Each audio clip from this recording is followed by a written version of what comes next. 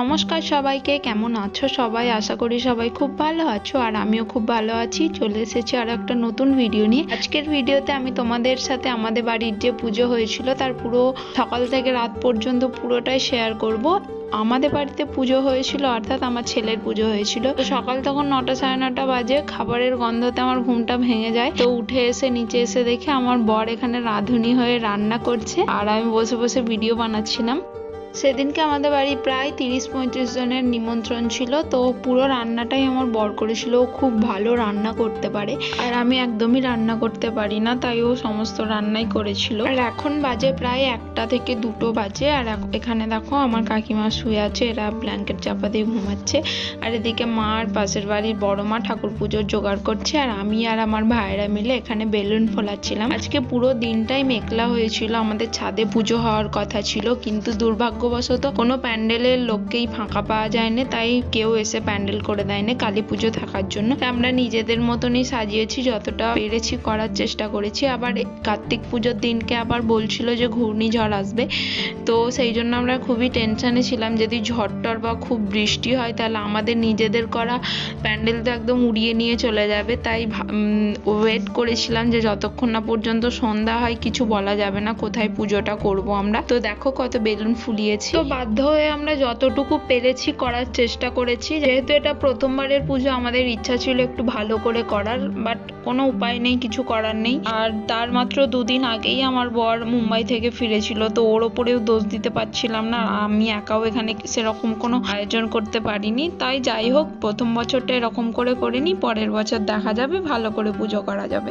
যাই হোক, এই হলো আমাদের কার্তিক সোনা। দেখো কত সুন্দর, একদম রাজপুত্রর মতো সেজে আছে। আর এখানে কার্তিকের পাপা কার্তিককে নিয়ে ছাদে নিয়ে যাচ্ছে, অর্থাৎ আমরা যেখানটায় সাজালাম সেখানটায় ওকে বসাতে নিয়ে যাচ্ছে। আমাদের যেহেতু বিয়ের 3 মাস পরেই ছিল কার্তিক পুজো, তো আমরা প্রথম থেকে তো এক্সপেক্ট করেই ছিলাম যে কেউ না কেউ কার্তিক ঠাকুর ফেলবে আর আমাদেরকে পুজো করতেই হবে। তাই যখন কার্তিক পুজোর প্রায় 1 সপ্তাহ আগে ঠাকুরটা দিয়ে গেছে আমাদের বাড়িতে, যতক্ষণ পর্যন্ত আমাদের বাড়িতে ঠাকুর দেয়নি ততক্ষণ আমি আর ওর পাপা সবসময় আমরা বলতাম কবে দেবে কবে দেবে। ও বলছে যদি না দেয় আমরা নিজেরাই কিনে নিয়ে আসবো, এসে পুজো করব, তোরা তো টেনশনের কিছু নেই। তো যাই হোক, আমরা উপরে ওকে নিয়ে চলে এলাম, এসে বসিয়ে দিলাম। আর এইখানটা দেখো কার্তিক যেখানটায় বসবে সেখানটা আমি সুন্দর করে আলপনা দিয়ে দিয়েছি পুরোটা। আর একটুখানি আগেই বৃষ্টি হচ্ছিল, জানো, আমরা তো ভয় পেয়ে গেছিলাম যে কি হবে করে। যাই হোক, আর বৃষ্টি বা ঝড় হয়নি। ওর পাপা তো খুবই এক্সাইটেড ছিল, যেহেতু এটা আমাদের প্রথমবারের মতো পুজো ছিল। আমরা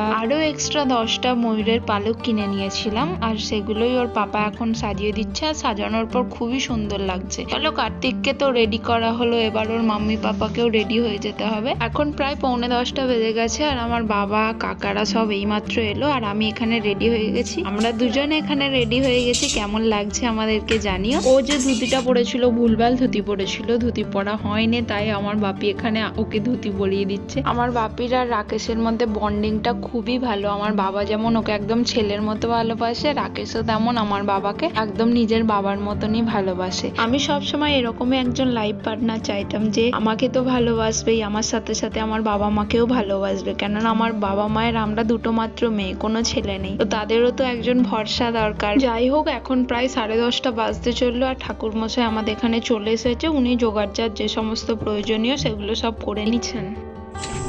আমাদের পুত্রজ্ঞানে পুজো করার উদ্দেশ্যে কার্তিক পূজনীয় দেবতাকে দিয়েছেন। এই পুজো শ্রী সুদীপ চ্যাটার্জি সম্পন্ন করিবে, আপনি অনুমতি দিন। চলো আমার নাতি এই যে কাকুটাকে দেখলে, এই কাকুটাই আমাদের বাড়িতে কার্তিক ঠাকুর এনেছিলেন, অর্থাৎ আমার কার্তিক সোনাকে দিয়ে গেছিলেন। এই চশমাটা আমি আমার কার্তিকের জন্য কিনে এনেছিলাম।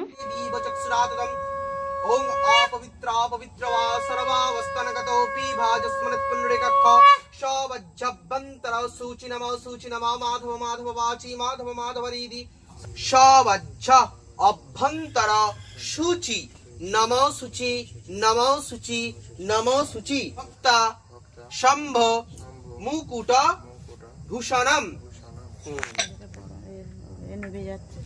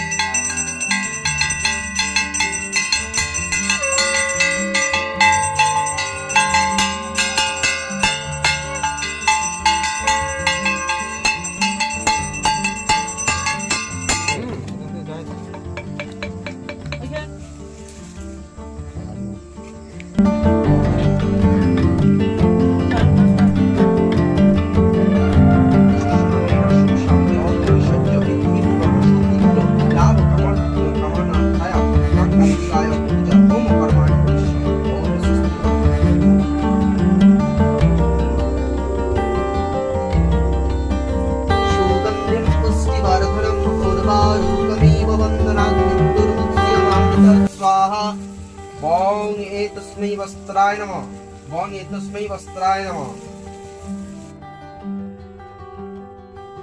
এখন বাজে হচ্ছে রাত 1:45 আর এইমাত্র সবে আমাদের পুজো কমপ্লিট হলো।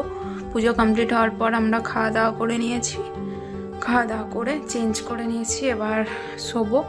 এখনও যেহেতু ছাদে পুজো হয়েছে, সমস্ত কিছু জিনিসপত্র আছে ছাদে, ওগুলো নামানো হচ্ছে। আমার তো আর একটুও এনার্জি নেই।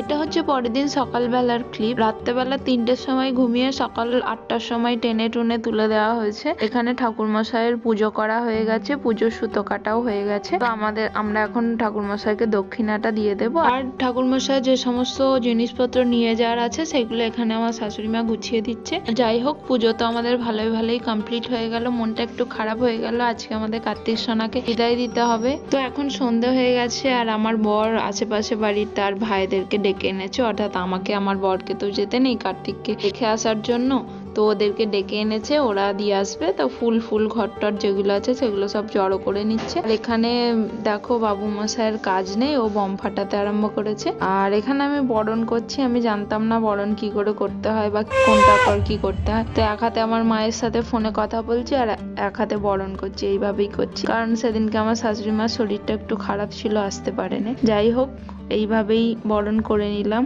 করে মনটা দুঃখ করে আমাদের কার্তিক সোনাকে বিদায় দিলাম। আবার কানে কানে বলে দিয়েছিলাম যে তাড়াতাড়ি চলে আসবে আমার কাছে।